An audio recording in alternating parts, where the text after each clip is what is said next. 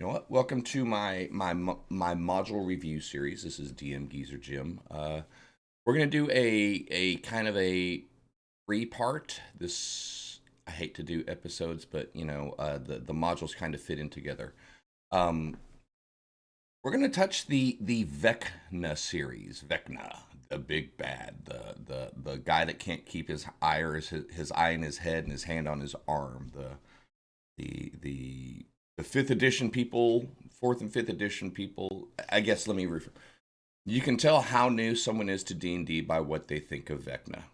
If they are hell bent and convinced that Vecna is the big bad end guy, the most evil person in all of D&D, and he is the reason for evil, then you're a fifth edition character player, or you picked up the game through Stranger Things, or you watched Critical Role. If you are of the mindset that Vecna is a running joke of an NPC, he's had several different chances, several modules built around him that he's still the failure. He got his ass kicked into Ravenloft, got pulled out, got put back in. His general's the one that kicks his ass repeatedly. He's stuck in this curse with costs. Then you're an old dude. That shows that you're a first edition, second edition, third edition. So first, second edition. Vecna was a nobody.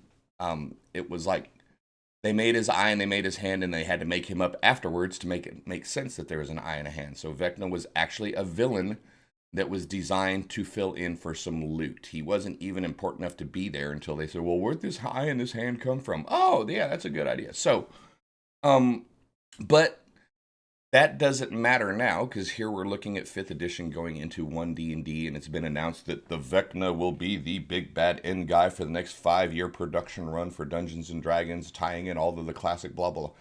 Whatever, man. Okay, I get it. It's merchandising, it's marketing, it's smart by Hasbro, it's smart by Wizards to take the pop culture's famed big bad guy and market and center your product around him. And a lot of people are possibly get a little bit hurt when I say Vecna's kind of I guess he can't. I can't say he has been or never won because he is now. But yeah, he was just a bit character back in the day. He wasn't the be all end all. They tried 3 different times to really get him good, and that's what we're gonna do. Um, if you're only familiar with Vecna from the Eye of Vecna, the Hand of Vecna, the toy line that gives you the cool little toys with Vecna, or you heard the name on Stranger Things, or you're a Critical Role fan, then you are going to sit here and argue a lot with me about stuff, and that's fine. I'm going with what was published, what was written by the creators, by TSR, Dave Cook, Monty Cook, the people that actually wrote the books, the modules, the stories, and created Vecna. So what he's become is what it is. I'm not here to argue that. It's smart marketing. It's good on you, Wizards. Make that bread, man. Use a popular name, make everyone come running. But what is Vecna actually? When you really sit back and look at it, he's a lich. Well, 5th edition, he's considered a god, I guess. And actually, at the end of 2nd into 3rd edition, when they did their last module, Die Vecna Die, they did in fact promote him to a lesser power, which puts him on the level of Ayaz, which puts him on the level of Saint Cuthbert, a lesser power. So he is a deific power, even at the end of 2nd, going into 3rd edition. 5th edition lists him as the greater power of secrets and death and knowledge. Whatever, man. It's all good. Pick the version you like and go with it. But at least understand where it came from. If you have the opportunity to learn the history, the lore behind some of the stuff, especially a big bad end guy, especially doubly so, this big bad guy that's supposed to be pushing your publication series for 5 years. So I think it's important for us, at least as a dungeon master, to understand where the roots are from. What is Vecna like? And at the same time, there were 3 modules. They were called WGA4, Vecna Lives. Here, let's go ahead and do some art. Yeah, we'll go with the screen. We'll go with the screen for today. WGA4, World of Greyhawk Adventure 4. You might have remembered we had WGR, the Mordenkainen's fantastic adventure that started our module series. This is actually older. or newer. This was AD&D published in, what are we looking at, 1980, 1990, at the second edition run. So it's, it's a little bit older, but it's still there. Designed by Zeb Cook. He's written a lot of your classic all the way up through, I want to say second, maybe third edition stuff as well. You have your TSR logo, and you have the hand in the eye of Vecna right front and center. Ooh, spooky. Okay. Some personal notes. This module is not what you're going to expect. Okay. It is a very... Oop, my cat's like parking park right there where I need you to not be, huh, buddy? That's okay. No big deal. But yeah, this module... you see Vecna, and it's like you're instantly drawn into it, thinking there's just going to be this huge, big, monster, massive thing, especially for modern crowds. I'm gonna tell you this: the Vecna Lives will disappoint you as an adventure. If you're expecting this big bad strangers thing, this Critical Role-esque square away, facing off with the bad guy and saving the whole world from everything. Honestly, this is a mediocre adventure. Vecna Lives. It's very, very labor intensive for the dungeon master. This is a very role play and investigation heavy module. The writers did a really good job, and I would recommend any dungeon master spend a couple bucks, pick this thing up on DM's Guild or whatever your source of whatever your preferred source for classic content is. In addition to being, again, I'm gonna say it's an okay module. It's really an integral part of D&D history if you're one of those kind of guys or one of those kind of players. If you're one of those people that likes to have the lore, likes to have everything in. And more than that, this gives you a lot of tools and a lot of tips to help run not just this adventure but any adventure. The mentality of the destructive reason or destruction, the danger of it. This is it. And this is kind of, you might be seeing this as a common theme. And I probably would, out of the 5 modules, this is the 4th one that has said it. Successful completion of this adventure requires steely resolve and steadfastness on the part of both players and dungeon master.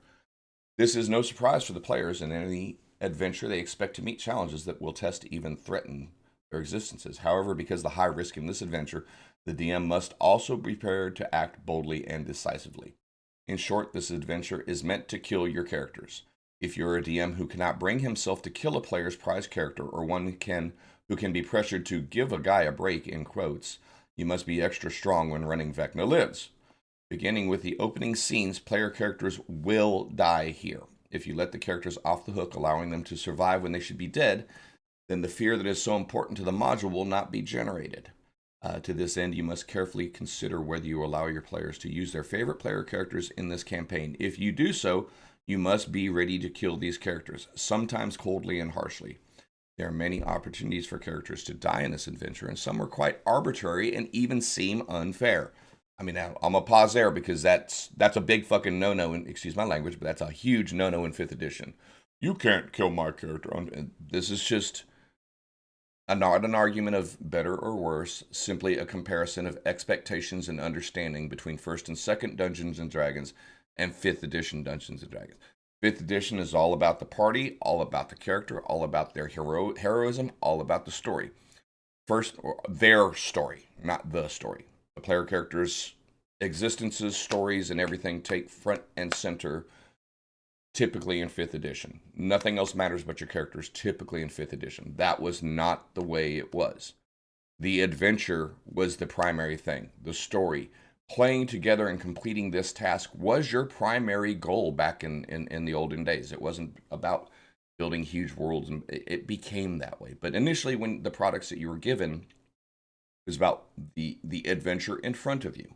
So, there was never a consideration there was very little consideration given to, well, will the party make it? Designers didn't care. And if they play tested and it killed everybody, they just added the disclaimer at the front of your adventure. This is going to kill your people, make them bring different characters. So, first and foremost, that's an expectation. And now, here's the thing. The reason for all this emphasis on character death is quite simple. Vecna Lives is meant to be a nerve-wracking, even terrifying adventure. You want your players to be scared. One of the most frightening things in an AD&D Advanced Dungeons & Dragons game is the complete destruction of a player character. Unless your players feel like they could be annihilated at any moment, they will not get the full enjoyment Vecna Lives has to offer. So you could argue day and night about right and wrong. A DM shouldn't be out to kill their characters. Something should be balanced. It should be about the playgroup, and I'm with that for 5th edition. I am one of the what do they call them? Milquetoast Mary Sue's, what we used to get called back in the day when you were a DM that was, cognizant and responsive to your players' desires and needs. You were considered a Mary Sue. You're a milquetoast DM. Now you're a murder. You're evil if you ever dare threaten to kill a character. So I mean, it's it is what it is. We didn't hurt for players back in the day when it was a murder grind, but we hurt for DMs now that every character is a superhero. Go figure.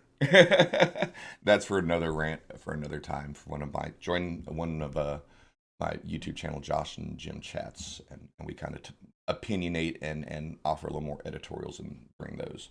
But so the next part of this module, the next couple few pages, obviously you're looking at a nice 2-page write-up, the story of Vecna, as written by TSR and Zeb Cook. You could almost take this as the original canonical beginnings of Vecna. He was mentioned in the DM's Guide briefly, 1st edition, in line with the Eye in the Hand of Vecna. There was a couple Dragon magazine articles written about him, but up until this point in 1989, 1990, where are we at? Let me go back to my day. 90. Up until this point in 1990, there had been no true collection canonical information about Vecna. So what you have here is the story of Vecna, one of the mightiest of wizards, and his tower once rose from the very depths of the near div. This is Greyhawk centric, so he is a Greyhawk Adventures setting original bad guy. Vecna was even responsible for the creation of the Bright Desert. He did this, he did that. He neared death, and then he decided to figure out how to overcome the greater power of death, became a lich. Okay, according to others, here you go. What happened next is not known for sure, as no witness from this time set his words to parchment. According to some tales, Vecna amassed enough power to confront his own death and forever imprison it, thus escaping his doom. According to others, Vecna's pride and arrogance so offended the greater powers of the outer planes that cursed him to dwell forever on the border between life and death, never again to fully live or to rest in tranquil death. A third version is that Vecna the Sound found the secret magic of life and thus transformed himself into the most powerful of liches, which is what we, I think, in 5th edition accept now, is Vecna is, I guess if you read it, some people, love you, have a good day. Some people say that Vecna is the original lich, the god of liches. No. It's sitting right here on page 7 in the WGA4. He became a powerful lich. So, whatever the method, there's no doubt that Vecna entered a new stage of his foul history. So, when you become a lich, he became the greatest of all liches, okay? His body gradually withered and all that kind of stuff. So, yes, canonically here, it is stated that Vecna became the greatest of all liches. So, we'll give that to him there, right? Lord Vecna was the Whispered One, the Master of the Spider Throne, the Undying King, and the Lord of the Rotted Tower. And then this also tells the story of Koss, his lieutenant, who actually ended up getting in a fight with him. The sword was evil. He created the Sword of Koss, gave it to Koss, and eventually the sword seduced Koss and had them fight each other. At last, emboldened by the sword's sweet voice, Koss struck at his lord. No man saw the battle, but with its end, Vecna's dark tower crumbled into dust, leaving only the sword and a pile of ash. The body of Koss was never found. Of Vecna, all that remained were his lifeless hand and eye. In the millennium and centuries that passed, these three objects have surfaced time and time again. The sword of Koss, the hand and eye of Vecna have been legendary artifacts since the inception of AD&D. Back in 82, they were listed as unique magic items. It was until 90 till they actually gave story to those items. So go figure, Vecna is a big bad end guy that was born out of the need to add lore to a couple pieces of loot. So again, I'm I don't want to say derivative. I don't. I am overreacting. I'm overcorrecting for all of the communities, all the world's love and fear and fascination of Vecna. I'm one of the old lore guys that say he's a chump. Not one, not two, not three times, but three different times he tried to take over, and not three different times the parties were set up to kick his ass. He's failed every single time he's done anything. He's not, but it is what it is. So we're not going to get into too much. You'll hear this as we go through the 3-part series. I'm not doing all 3 modules today. Today we're doing Vecna Lives. Tomorrow, or maybe not tomorrow, the next module in the series will be Vecna Reborn, which is the second part of the module, the second part of his trilogy. This is actually set in Ravenloft. If you're a 5th edition player, Domains of Dread, you've looked at Van Richten's guide. There's actually Vecna's not there anymore. But there is a place called Cavitus. Cavitus now actually sits on the plane of Ash in Planescape, but we'll get to that as it goes. That was all part of the transitional history. So Vecna Reborn actually tells what happens to Vecna while he's trapped in the Domains of Dread. So this is a Ravenloft style. Your party gets sucked into the mists. They have to deal with Vecna in the city of Cavitus until they can end their threat and free themselves and return. Interesting module. We'll take a look at that as the second part in the series. And the third part is actually, as much crap as I'm going to talk about Vecna, this is a heck of a cool mod. I would say this is on the edge of a campaign. You're sitting there looking at it, die, Vecna, die. Now, I don't want to get too far into it. This one was written in, gosh, what was it, 93? Sorry, I'm looking. 2000. So this is not that old. It's 25-year-old book. This was actually written at the transition of 2nd edition into 3rd edition. It doesn't even really carry a logo on it. You can see the Wizards logo right here. So this was after Wizards had taken it over. This is a Wizards publication. And this might be where they kind of get all crazy about all making him big old badass too. But yeah, it's kind of cool. You've got the project manager, playtesters, resources. So this module in itself is based on the other 2 Vecna modules, Dragon Magazine and a small short, Diablo 2: The Awakening, small short game. I don't think that's the game. That's not the Diablo game. That's not a Blizzard reference. This came out way before Blizzard was was releasing Diablo, I think. No, it doesn't matter. Bad reference. So we'll do this one last, and this will probably be a lengthy review because it's not so much a module as it's a complete campaign. Tovag Baragu is explored for the first time really well. Transdimensional portals going in and out. You actually, the party will actually go to Sigil for a brief period in here. Dude, this is a cool module, but we'll worry about that one for 3rd.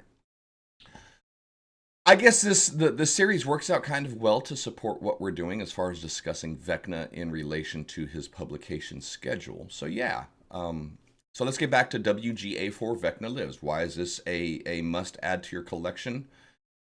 And I've already said it's an okay module. Some people are going to see the name Vecna on the front and buy it or have it because it says Vecna, and that's okay.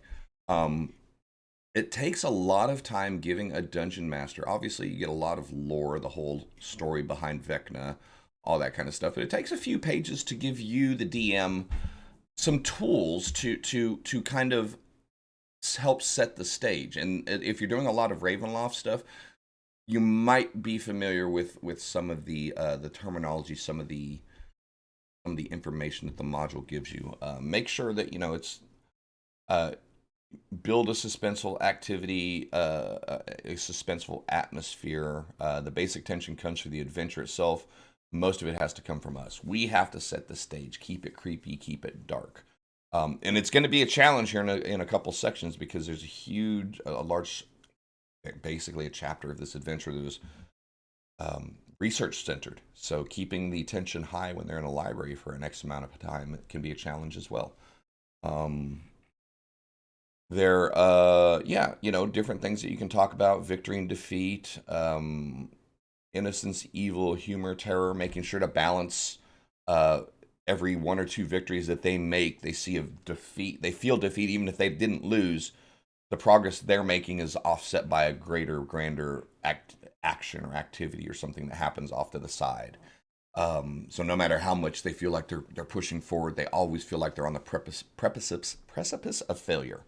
That's kind of a storytelling balance. That's kind of making sure that your meta is prepared. Your living world around the activity, because if your people are nailing every roll and doing everything perfect and they're kicking their ass, the threat of defeat isn't really there for them. But if you have outlying events, for example, yes, this went on, but the book that you went to, the last book you got, someone got here before and stole it, something like that, to keep them on the edge of not of feeling like they're only temporarily winning. Um, Innocence and evil, playing with their emotions, playing with their positions. It's almost a requirement for a fifth edition group to have your edge lord, to have the one, maybe two people in your group, depending on the size of your party, that have to cause the problem, that have to be the difference, that have to go against the grain, that have to spit in the king's face, that have to, pour the beer on the guard. There's always that guy or girl. And this accounts for that, making sure that the actions of the innocent and the actions of the evil character, I don't want to use evil, mischievous person, become bigger than they need to be, to maybe have that whole idea that is the evil influence affecting our performance in our party. The whole idea of dark secrets and all that kind of stuff comes up here. Using your troublemaker to bring more doom upon your party is a huge thing to do, that you'll do in this module series. Because especially the first one, it's so RP heavy, it's so dialogue heavy, that your jokester can genuinely sabotage and fail the mission here. And that's really the only way Vecna wins, is if the players are dumb. Let's be honest. Humor and terror, something talked about in the Ravenloft and Van Richten's guide as well. Balancing hours and hours of gore and boo and depression and an oppressive atmosphere, and it's always rainy, it's always stinky, and every and break it up with a joke once in a while. Give it a moment of levity. If everyone is sad and pissed off and stressed all the time, that becomes normal, and that's no longer a thing. If you spend 7 sessions grrr, after session 8, you're not so much grrr anymore, because that's your normal. Make sure to break it up with some humor. Make sure to break it up with the light activity once in a while. Remind them, that break them out of the grrr, break them out of the darkness. Let them have a little bit of fun, just so you can plunge them back in and it's dark again. Mood, setting the mood for this. From the moment you begin, the mood is very dour. It's very dire. Your party should know what they're in for in regards to seeing the name Vecna and expecting this to be a big deal. The mood is, especially for modern players, the mood has been set, is by the internet, by pop culture. That's not as much of a challenge for us now as it used to be. Most of the time, players know what they're getting in for, and they kind of get themselves in the mood and in the mindset to play that given adventure. Because of the interweb, because you can look up and see videos by DMGeezerjim that tell you all about the module. So you can go see 1,000 other videos and wiki pages that tell you what's going to happen. So players now are engaged a lot more engaged with the content typically, and they know what to expect. So they self-regulate their mood. So that's a big plus for the modern ages. Foreshadowing, making sure that you're spending the time doing the could it be, it might be, it may be, And there's a lot of tricks and tools. Now, a lot of this stuff is if you read this, you're going to understand that this is completely face-to-face. This was set up for across the dining room table, across the boardroom table, and using a couple, actual physical items to keep track of time. Timer starts now. You've got 30 seconds on your turn, something like that, to keep the urgency going. Your mile may vary with that trick. Lights, sounds, music, all of that kind of stuff. So yeah. So let's get into the meat of the module as well. Real quick, there's not a lot of mapping that goes in this. There's not a ton of big, deep, heavy dungeons in either of the first two. Die Vecna Die gets a little bit more, but we're not doing that one yet. This is your prologue. This is your starting point. A 7-encounter, 2-room dungeon is where it all begins. Okay? Now, real quick, this is a first edition, second edition module. Your stat blocks are going to be different. This is a little bit higher of an adventure, so you're probably going to need to do a little bit of homebrewing in addition to importing monsters from 5th edition. An Onkeg is an Onkeg, Fire Toads are Fire Toads, Crystal Ooze are Crystal Ooze. Most of the monsters, Gargoyles, Halmadar, Vecna, that's going to be different. You're going to have to do a stat block for him. But anyway, most of your modules that you're going to find as you're going through these adventures, most of the modules, most of the monsters will translate. Most. You'll have to make a set of creatures, and we'll go through that here in a second, to go with the body of Vecna, basically a cult. There's a whole cult that's rose up around the upright. We're going to go spoiler here because this is a module review, just so you can kind of understand the build-up. When the party begins this adventure, they're not even going to be them, okay? They're going to start out playing the Circle of 8, okay? Yeah. So when the party begins, they're not even playing their characters. You would have prepared some alternate character sheets for the Circle of 8. Who are the Circle of 8? The Circle of 8 is the grouping of wizards in the world of Greyhawk that are responsible for cosmic balance. A super powerful group. Everyone's familiar with the name Mordenkainen. He's the head of Circle of 8. You'll be getting familiar with Bigby here soon. He used to be Rigsby, Bigsby, and then the S's went away somewhere along the line. But Rigby and Bigby are also members of Circle of 8. Rary was Drawmij, Tensor, Bigby, Otto, Nistel, Rary, Otoluk, Jalazari. And obviously you also have Mordenkainen.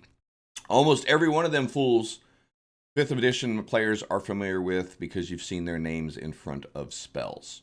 Bigby's Floating Hand, Bigby's Hand, Tensor's Disc, Otto's Irresistible Dance, Rary's Scorching Ray, Nistel's Magic Aura, Otoluk, I think he's the one that did the Ungent.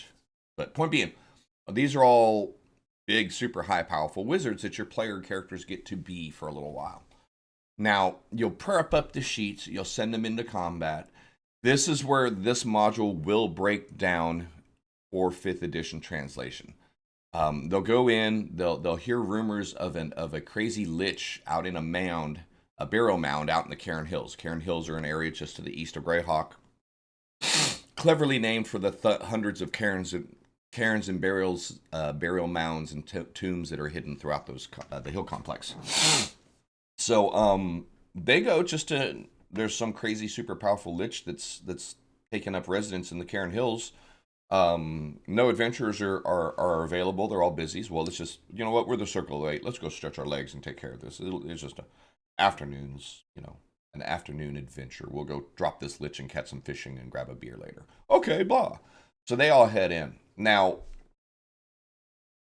the first thing is there's a couple little monsters, a magical trap, a couple stuff. The Circle of 8 is going to be well over prepared. They're not going to be challenged by any of the stuff that any of the traps, any of the sealed doors. None of that's going to be a threat to them with their level of magic use and spells. So when they get into it, this is a very interesting sequence because the game writers actually give you a sequence of events to control the battle and make sure that Vecna / Halmadar wins and kills all of the Circle of 8. Okay? Yeah, right? How's that possible? Again, so for example, let me just tell you, according to 1st edition, it's a quick summarize. To summarize, Vecna Halmadar, the Quasi-Lich attacks as follows. Round 1, gargoyles are summoned and appear in the hall behind the player characters. This signals the beginning of combat. Round 2, characters state their actions. Characters and gargoyles roll for initiative. Regardless of outcome, Vecna Halmador acts first, using his time stop spell. First round of combat, Vecna kills 2 characters, attempts to charm a third, and the gargoyles move out of the way. Second round of time stop, Vecna kills 2 more characters, attempts to charm a third. Third round of time stop, Vecna kills 2 more. So he's using all of his spells, 2 attacks per round, breaking necks, using an eye bite attack, plus all of his spells, Cone of Cold, Serious Wounds, Disintegrate, Pass Wall, Dimension Door to move through the lair. He's got a huge selection of spells and abilities. The party is going to lose. The Circle of 8 is going to die. The people that are sitting down with your table that you just gave them the sheets for all of these guys, you're going to collect all those sheets back up and say, that was fun. Hand them back their normal characters, and now they have to pick up after the fate of Circle 8. Again, module doesn't leave it, doesn't leave it hanging. Tells you what happens to the circle. You just destroyed the entire secret ruling class of the city of Greyhawk, the Keepers of Balance, and the Watchdogs against the rise of chaos or tyranny. Now there's nothing to check either the forces of law or chaos. The sudden power vacuum. Everyone has clones. A couple of them are resurrected. A couple of them are unrecoverable, so you might have to make up some Circle of 8. That's a campaign thing, because a lot of people are like, what's going to happen to the world after that? So it gives you a little bit of information just to set that off. So then you have a new group of characters that will fill in.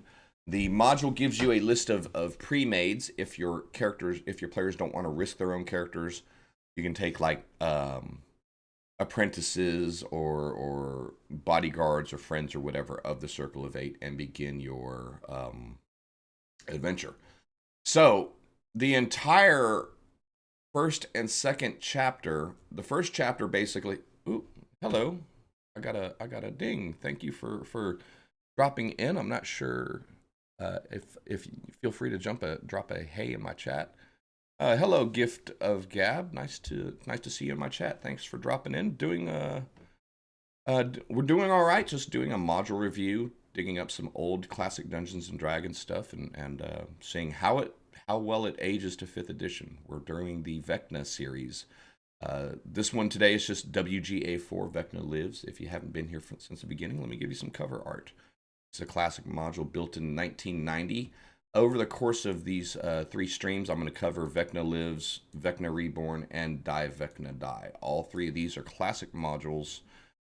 Started back in 89 through 2000. This one is actually 90, 93, and then 2000.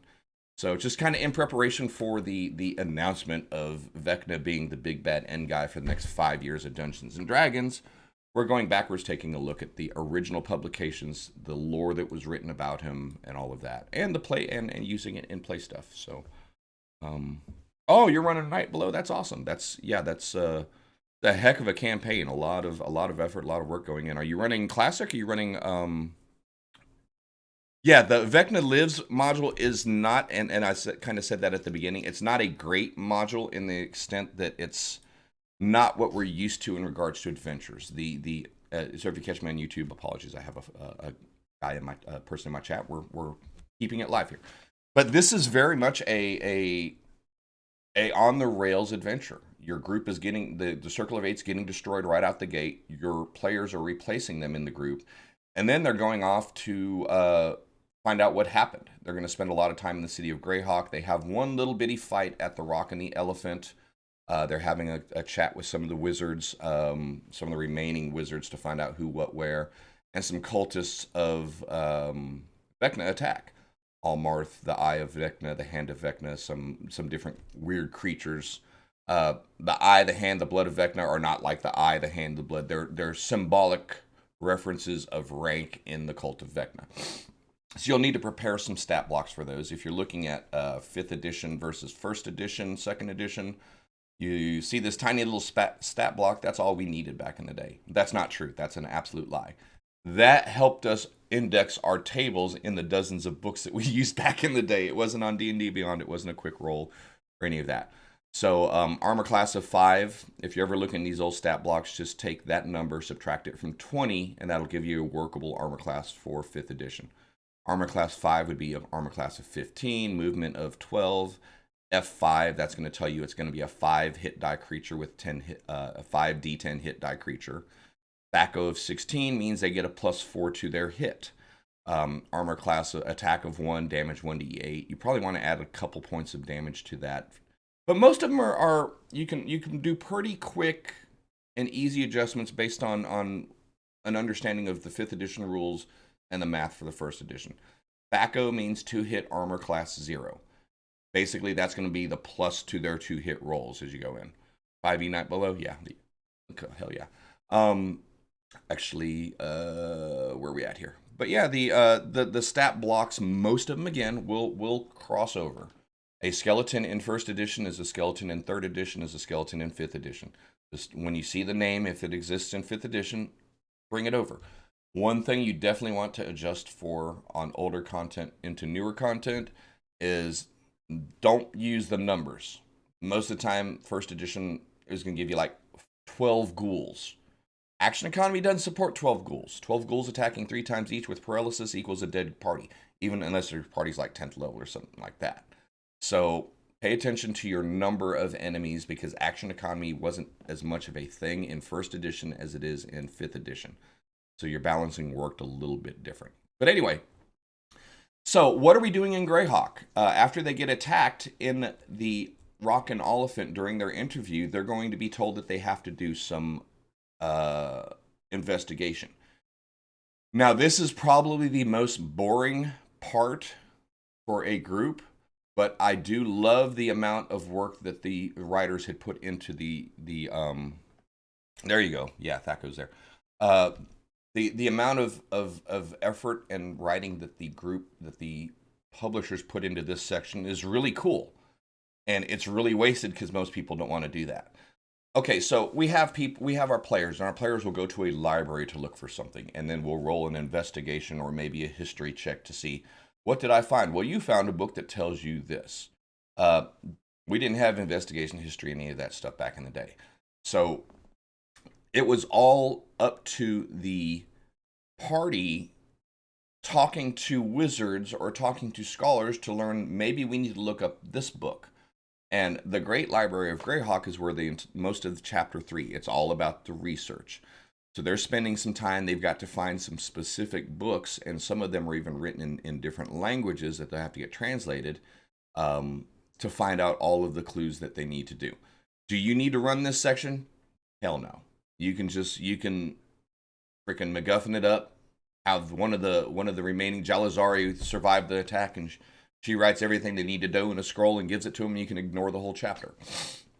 If your people are into the role play, into the investigation, if your play group likes that idea, then this is really cool. I mean, it goes to the extent of giving you 1, 2, 3, 4, 5, 6, 7, 8, 9, 10, 11, 12 different books by title, by location, including content, language, all of that. And you're seeing, if you're looking at it here, let me kind of zoom in on them real quick here. You've got reading times. The Book of Stone takes 1 day. Chronicles of Secret Times, Suloese is an ancient language. It's a dead language, almost like Latin, if you will. It takes 2 weeks to read through all of this. But as they read through these books, they'll learn different powers. They'll learn what they need to know to progress the mission.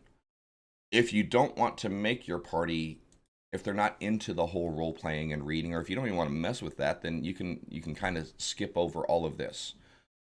Likewise, they will need to spend some time in the city of Greyhawk, which is not listed. They don't give you a map with this. Maps are available online. Not a big deal for the city itself, but I digress. It's a little bit smaller than Waterdeep. Greyhawk is a big city. It's a big city.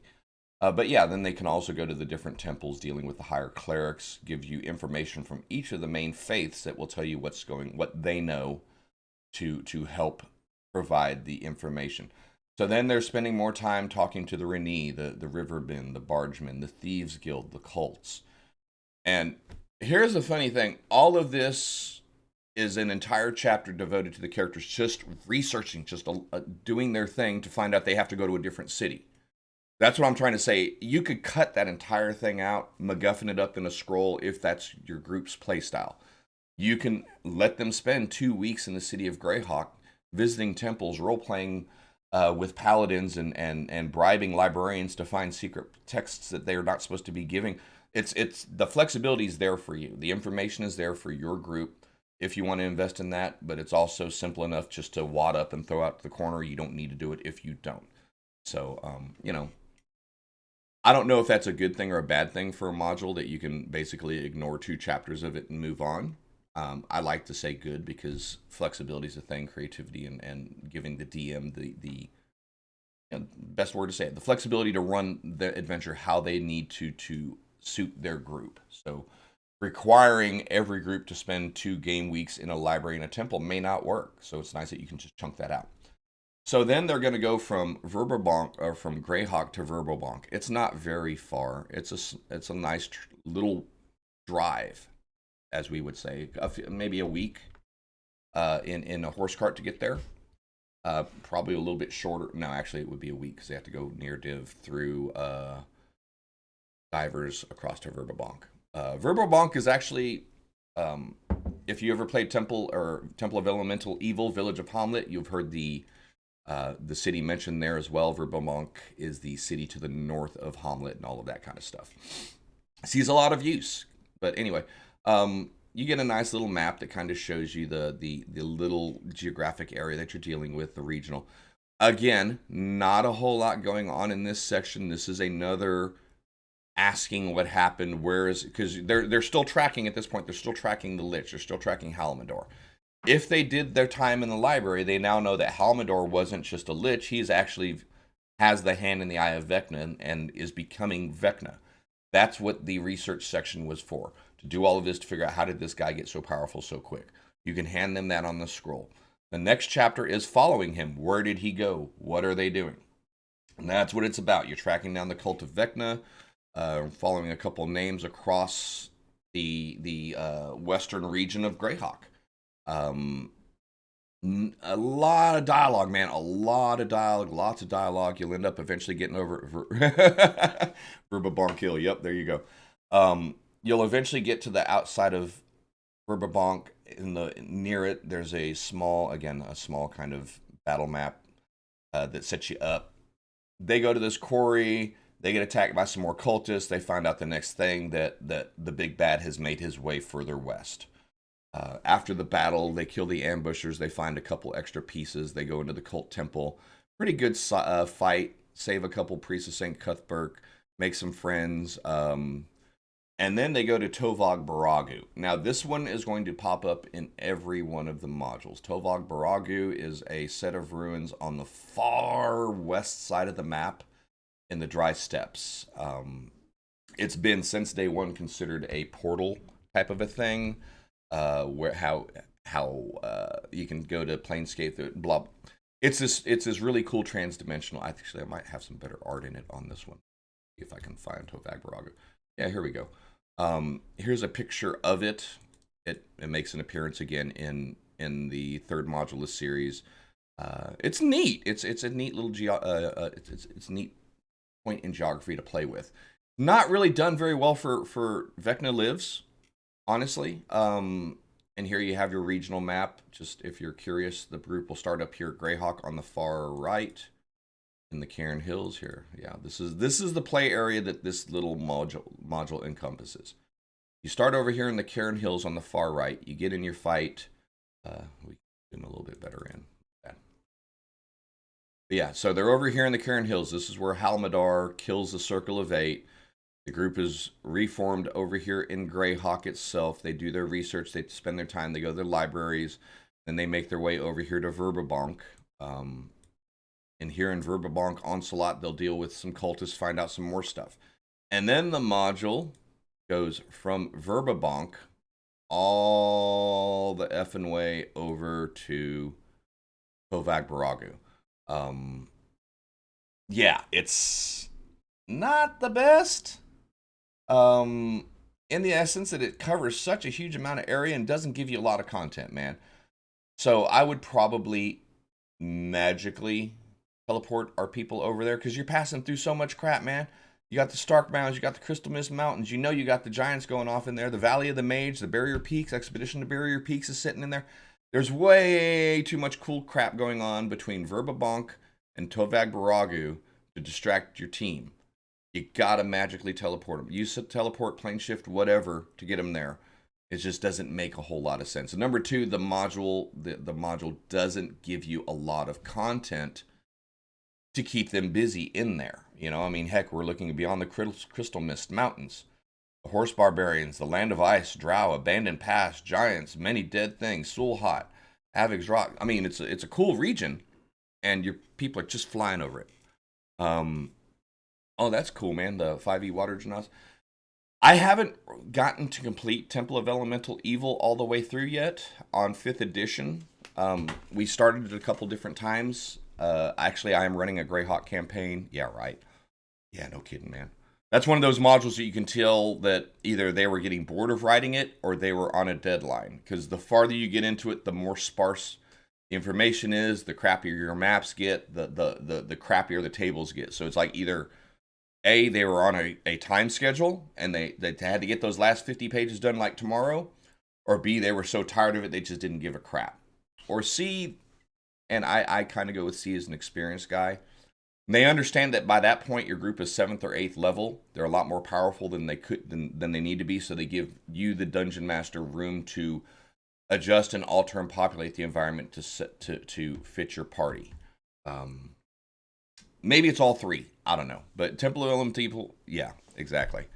Temple is a great module on paper. It's pretty tough to make your way through. If you have a solid play group, you can do it, because I mean it's a 9 player levels, 7, I guess 8 physical levels, 9 to 10 player gained levels, all underground, all in a dungeon. You go in, you fight a bunch of crap, you go out to Null, you sell your stuff, you go back in, rinse and repeat, rinse and repeat. Kind of like Dungeon of the Mad Mage, only not with as much character to it, I guess you could say. But anyway, so we're out here in Tavog Baragu. What happens here is our brother is trying to get to the standing, our brother being Vecna, trying to get to the standing stones at Tovag Baragu so he can open up portals, and basically Vecna is having Halmadar open a portal at Tovag Baragu so Vecna can escape Cavitus and inhabit Halmadar and walk free again, okay? So all of that travel is not very well covered in this module. If you're going to physically run your group to and fro, oh, that's awesome. Yeah, it's great meeting people, making friends. You know, some shit. I've got a play group of about 24 people. We play online, and they turn into friends really quick. That's great when you can establish good relationships through D&D stuff. So they're going to eventually go through Talvag Baragu to Citadel Cavitus. Citadel Cavitus is this is funny. Right now, Citadel Cavitus is trapped on the plane of Ash. In the next module, Citadel Cavitus will be in the Domain of Dread.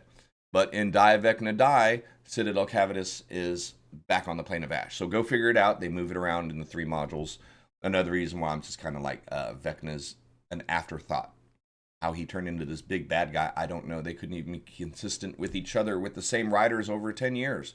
But somehow, 40 years later, he's the biggest, baddest guy that D&D's ever seen. I don't buy it. That's just me. So, in Citadel Cavitus, they'll get in there. They'll free Kos. Kos will tell them everything and agree to help them finally kill Vecna. They'll actually bring in Kos, fight it all out, and get on with life. Again, this is not a great module. It's a great source book. It's a great source of lore and information. You want to know more about Vecna as it was written, if you want to know more about Kos, the Sword of Kos, the Hand of Vecna, all of the different abilities of the sword, and Vecna as a demigod, manifestations, all of the it's a great lore book, not a good adventure. The content is very lacking. The combat situations are ham-fisted. In the beginning, the first big fight the party gets in, they're going to get their butts kicked. Monsters Compendium, Spelljammer. You know what? Spelljammer is really good. And honestly, I love my Monsters Compendiums. I have all of the second edition Monsters Compendiums. Gift to Gabby. I go to DM's Guild, buy them for a couple bucks. You know, you can buy the PDFs for $2 or $3. And I sat down and just went through the second edition Monsters Compendiums. Just the second edition. in comparison to the 5th edition, and there's about another 640, 650 monsters that have not been made for 5th edition that are sitting there in 2nd edition. There's so much cool crap that we can get and play with. And I'll probably do a tutorial one time pretty soon to if you use D&D Beyond. It's got a really nice homebrew system. It's kind of hard to make your macros. Once you set up the macros, learn how to do those, you can basically recreate any monsters into D&D Beyond and have them instantly available for die rolling and all of that kind of stuff.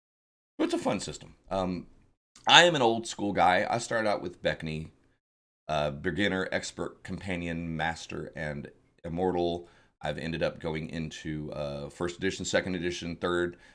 Kind of played a little bit in 3rd, not much. Came back really hard in 4th, hated it. Took a pause for a little bit, came back for 5th, and I love it. I'm unabashedly old school, but I love the flexibility of 5th edition. I love the accessibility of it. Not as hardcore. It's a little bit more, gives everything to the players, but that's okay. We're playing together to have fun. Should be a collaborative environment, so it's not a big deal. But yeah, kind of sticking in theme here. You get the Eye of Vecna, the Hand of Vecna, and it's big, literally an eyeball mounted on top of a body. The hand is a golem that's got a hand. It's like Cousin It on steroids, man. I love 4th edition's content. Not gonna lie, the gameplay I wasn't a fan of it. It's like it tried to be Warhammer-ish light. It was trying to be too much of a tabletop. What was that game? Descent. That was my only issue with it. Is it because of the way the power selection went, your ability selection, your daily, your encounter, all of that. There wasn't a whole lot of variety for a character. You were almost pigeonholed into like your video games. If you're going to be a warden, you want to take these abilities, and you want to be a minotaur. If you're going to be this, that was my biggest issue with 4th edition. It was almost forced you into meta playing. It didn't reward creative gameplay. It didn't reward individual characters as much as previous editions. 4th edition, love the content. I've got a couple 4th editions on my shelf behind me. Still use the books. It was just the stat blocks, the combat system. And I like some parts of the combat system. I just didn't like how you're dumb if you don't take cleave. You got to take this. So that was my issue with it. It's everyone became a cookie cutter type of a character. There's not a lot of room for a less than efficient build in 4th edition. But content was great. The books were great. The 4th edition Manual of the Planes, I will go down to my grave saying that's one of the best. And I love Planescape. Manual of the Planes was a great book. A great quick synopsis that tells you everything that you needed to know, tied it all together. It's a 4th edition book, and people ask, if you want to get into the Outer Planes, that's the first thing I will always suggest. Pick up your 4th edition Manual of the Planes and then work from there. But yeah, at the end of the day, also go pick up the entire library of Planescape and watch your head explode. So the Eye, the Hand of Vecna, in addition to being artifacts that your characters can deal with, they are actually physical creatures.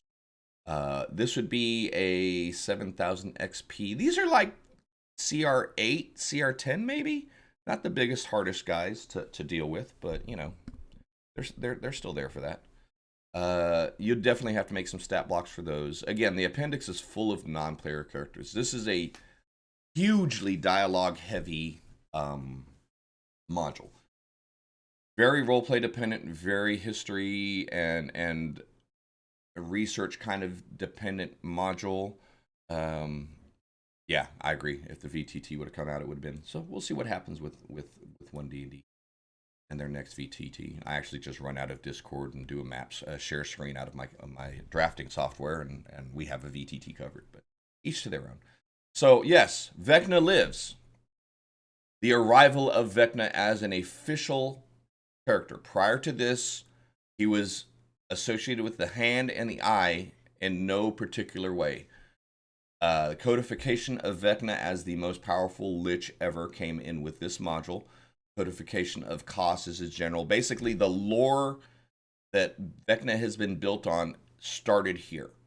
There was a magazine article in the Dragon magazine. There was a couple little mentions in the DM's Guild tied to his items. But before this book here, Vecna was just a name. He was attached to that.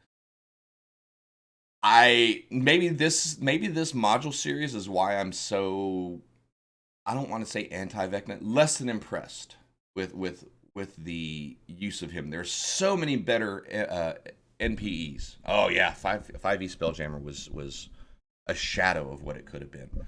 And that's what I'm concerned with. We're getting a little off topic. Again, I'm chatting with one of my live streamers here. If you're with me on YouTube, I apologize. We are just chatting about how 5e Spelljammer is a little bit weak. They did poor with Spelljammer, but you're looking at 4 box sets and 25 books that they tried to cram into one.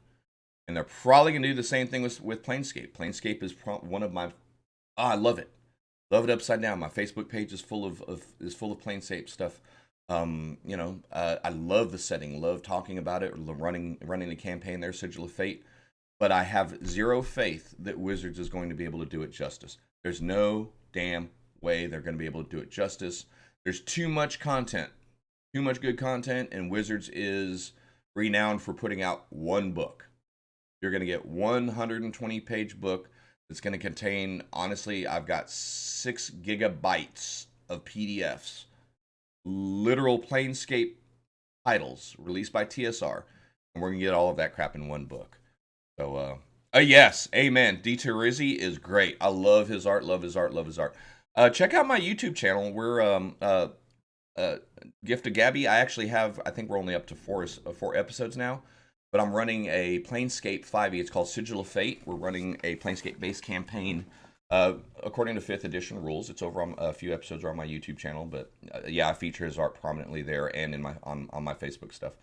Kind of started out the year really heavy doing the Torment is insane setting. Pushing out a lot of Planescape content, as now that people are starting to mention it, I'll probably push towards that again. But let me focus back up because I want to wrap this stream up here in just a second. Try not to go more than an hour or two.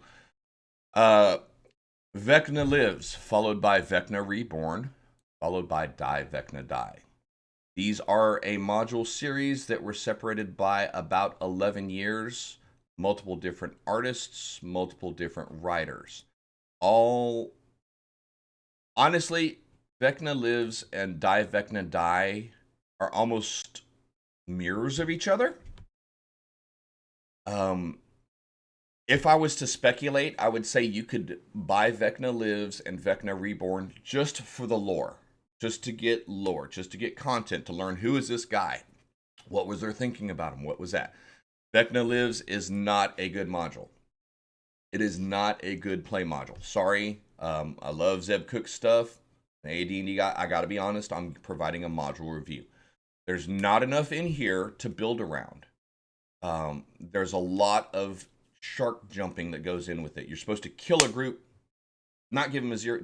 You're killing the Circle of 8 in the first encounter, not even giving the players a chance to do anything but watch you kill them. And then they're going to spend the next 5 to 10 sessions talking to NPCs, spending time looking in libraries. They'll have one more fight where some cultists jump on them in an inn. And then they're traveling to Verbalbank to, guess what? Talk to more people. And then they're traveling to Tovag Baragu. They'll get one fight on their way there, maybe 2, unless you use random encounters, in which case then you're traveling and then you're adding so much more. I mean, the structure of the mission is poor. The encounters that the characters have to fight is poor. The fact that you are MacGuffining their first fight into an utter defeat of the Circle 8 is poor. I get it. You're supposed to try to put this whole idea that that there's this big scary threat, and no better way to do that than to use Vecna to destroy the Circle of 8 minute 1. But then that puts your players in kind of a follow-up mode. Again, I cannot stress enough. I love Greyhawk.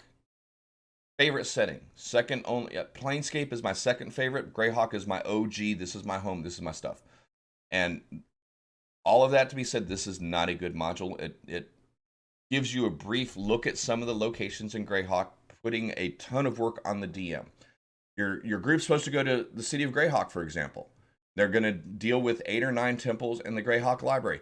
The module doesn't give you a freaking map for Greyhawk. So if you don't own the stuff already, I mean, the gem of the Flanius, the greatest city of the realm, the city that the whole setting is named after, the module doesn't even give you a map to play with it. So, poor production, Obviously, I have the content. If you have the content, you can ignore that. If you have maps nowadays in the interweb days, you can just Google up map of Greyhawk and you're good. I'm just saying from a product point of view, it's not a strong product. The content that they gave you is not very fun to run. The way they structured it is not very intuitive. The travel sections are very, very dead. I mean, it's not a good adventure, but it's a great source book. It's a great source book. Get a ton of lore about the origins of Vecna, about Koss. You get a bunch of information about his cult that you can add into your adventure later. So yeah, yeah, the Circle of Eight is dream set. That's a good point, Gabby. You know, play that as a dream sequence, and you could do that. But like again, I think the writers intended it that you're hammering home instantly that this is life and death. This is deadly. The Circle of Eight just got killed by this crazy lich, and you guys have to go save the world. But you're just and it's such a big start to really fall flat. Um, but yes, as a resource, I would recommend spending a couple dollars on it. Spend the $3 or however you source your PDFs.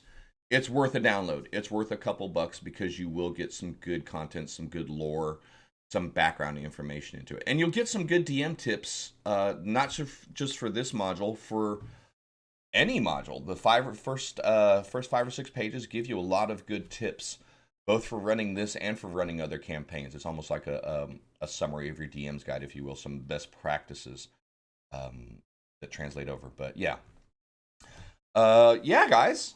WGA4, Vecna Lives, first in a series of 3 modules published by TSR, the third one actually published by Wizards of Coast.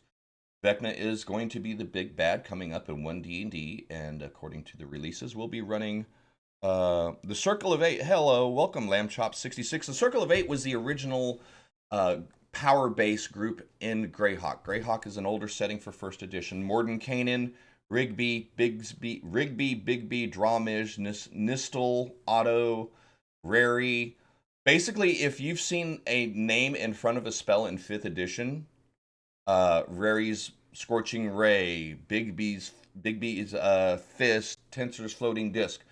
Those were all OG wizards from 1st edition that made up the Circle of Eight, a large council of powerful mages that were set on balancing the universe.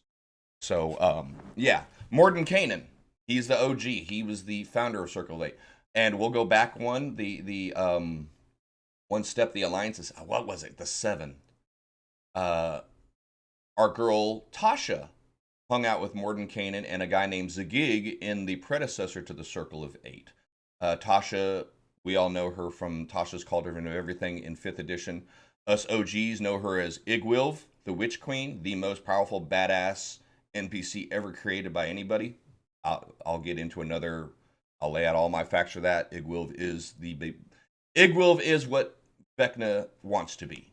I don't know why they won't go with her. I'm sorry, Igwilv. She uses Grazit as her booty call. Okay, she got her own place in a castle of a demon lord. She hangs out with Loth. She hangs out. Her best friend is Zugtamor. She's got power beyond anything else, and we're still struggling around with a dude that can't keep his eye in his head and his hand on his arm. But whatever, wizards, whatever. Let's go with Vecna. So anyway, I'm going to finish up here. Hey, guys, I appreciate you guys jumping in with me. Lamb Chop, gift to Gabby. It was wonderful sitting here chatting with you. I'm also making these for YouTube, so I try to cut off around an hour and 20. People tend not to like watching them after that. But guys on Twitch, I appreciate you jumping in. I'm on and off all days of the week, doing module reviews, doing map tutorials, D&D stuff generally. At night, I do live play video games, Project Zomboid, World of Warcraft, Lord of the Rings Online, just a bunch of whatever I feel like playing that day. But guys, I'm gonna go ahead and close up this stream now. It was a pleasure chatting with you guys. It was wonderful having you guys join my stream. If you're with me on YouTube, I appreciate your time, appreciate your views. As always, follow me on Twitch for more content. I schedule my gaming stuff. I'm usually on 2 or 3 times a day during the day doing YouTube stuff as well. Catch me on YouTube, like, follow, subscribe. Name's DMGeezerjim. I do a lot of mapping. Stuff's on Etsy. I have a Patreon as well. A lot of stuff available for Patreon members. Just, you know what? Above all else, though, thank you for sharing your time with me. If I got nothing else but your view and 10 minutes of your time, I appreciate you sharing that with me. We all have only a little bit of that stuff called time, so if you're willing to give some of that to me, I appreciate it greatly. But this is DMGeezerjim here signing off. Thanks so much for your views, for your time, and we will see you guys soon.